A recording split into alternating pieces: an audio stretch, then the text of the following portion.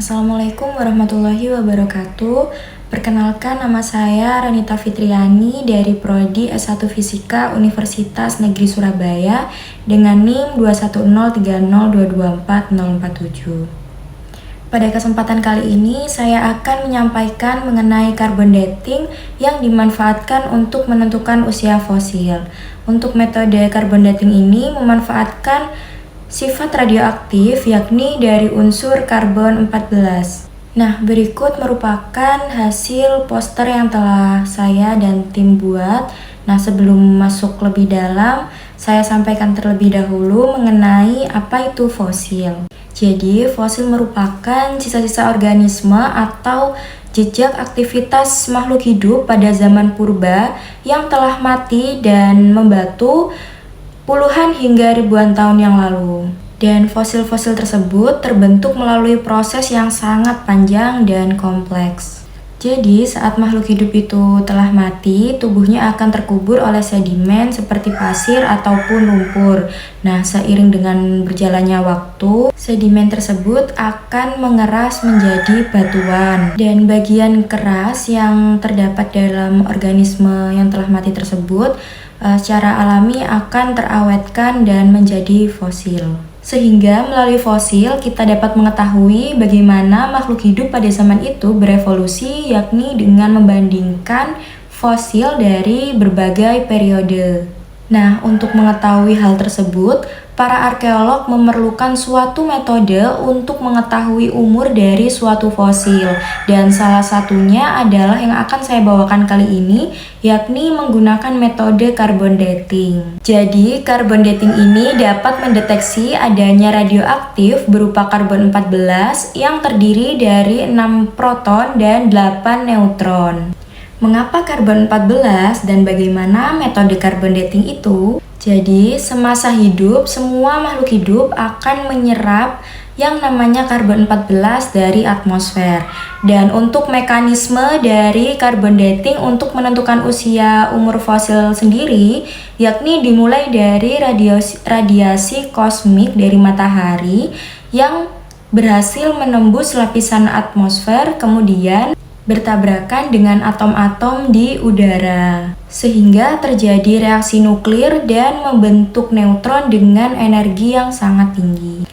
Di mana dalam reaksi nuklir tersebut, sebuah proton dari radiasi kosmik menabrak inti atom dari nitrogen 14. Sehingga neutron ini menggantikan satu proton dalam inti nitrogen 14 dan terbentuklah atom karbon 14 yang bersifat radioaktif. Yang kemudian karbon 14 ini akan diserap oleh tumbuhan melalui proses fotosintesis dalam bentuk karbon dioksida atau CO2. Dan ketika manusia atau hewan mengkonsumsi tumbuhan, maka secara otomatis karbon 14 juga akan terserap pada tubuh mereka.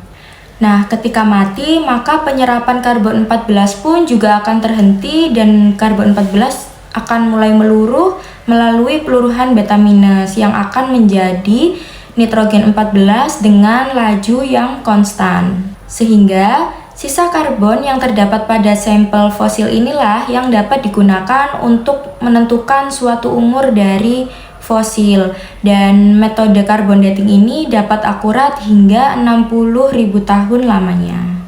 Nah, kemudian untuk cara menentukan usia fosil melalui metode carbon dating ini dapat digunakan persamaan berikut, yaitu T dikali log N0 per NT, di mana T merupakan waktu paruh dari karbon 14 yaitu sekitar 5.370 tahun, dan N0 merupakan kadar karbon 14 pada atmosfer saat ini, dan NT merupakan kadar karbon 14 yang masih ada pada sampel. Selanjutnya, perlu diketahui bahwasannya dalam penggunaan metode carbon dating ini juga memiliki beberapa keterbatasan, yakni yang pertama, yaitu ketidakakuratan adanya variasi aktivasi karbon 14 yang ada pada atmosfer saat ini. Jadi, jumlah karbon 14 yang dihasilkan oleh atmosfer tidaklah konstan, sehingga faktor-faktor seperti aktivitas matahari, medan magnet bumi, dan peristiwa kosmik lainnya dapat mempengaruhi produksi dari karbon 14 itu sendiri. Nah, dengan adanya variasi tersebutlah yang dapat memperbuat sulitnya untuk menentukan usia fosil dari sampel dengan akurat.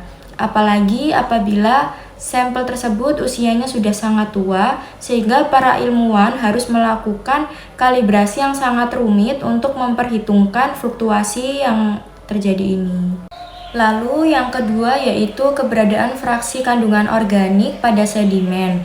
Hal ini dikarenakan sedimen memiliki berbagai jenis karbon organik dan masing-masingnya memiliki karakteristik yang berbeda dalam menyerap dan meluruhkan karbon 14, sehingga keberadaan fraksi karbon yang berbeda inilah yang dapat membuat hasil penanggalan menjadi kurang akurat.